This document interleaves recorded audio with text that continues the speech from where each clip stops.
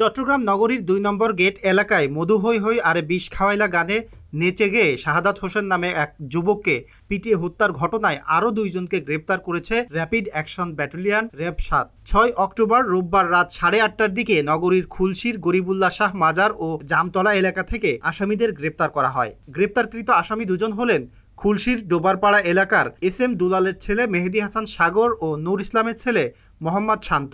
বিষয়টি নিশ্চিত করেছেন র্যাব ৭-এর জ্যেষ্ঠ সহকারী পরিচালক শরীফুল আলম। এর আগে গত ২৩ সেপ্টেম্বর টানা ৪ ঘণ্টা অভিযান চালিয়ে নগরীর বিভিন্ন এলাকা থেকে পৃথকভাবে ঘটনায় জড়িত ৩ জনকে গ্রেপ্তার করেছিল পুলিশ। ঘটনাটি ঘটেছিল গত ১৩ আগস্ট। ঘটনার পর ভিকটিম শাহাদাতের মরদেহ তারা প্রবর্তক মোড় এলাকায় ফেলে রাখে। একদিন পর ১৪ আগস্ট পুলিশ দেখতে পেয়ে মরদেহটি উদ্ধার করে।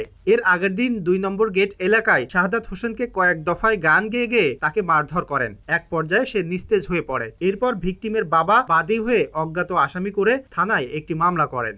ব্যাপারে যে অভিযোগটা আছে ভিকটিমের স্ত্রী আমাদের কাছে করেছে যে ভিকটিমকে গত ১৩ আগস্ট এই সাগরী ফোনে ডেকে নিয়ে যায় এবং পরবর্তীতে অপহরণ করে মুক্তিপণ লাভের আশায় তার ওয়াইফের কাছে ফোন দিয়েছিল এবং তথ্য প্রযুক্তি সহায়তা আমরা এটুকু জানতে পেরেছি যে অপর গ্রেফতারকৃত আসামি শান্ত ঘটনাস্থলে ওই সময় উপস্থিত ছিল।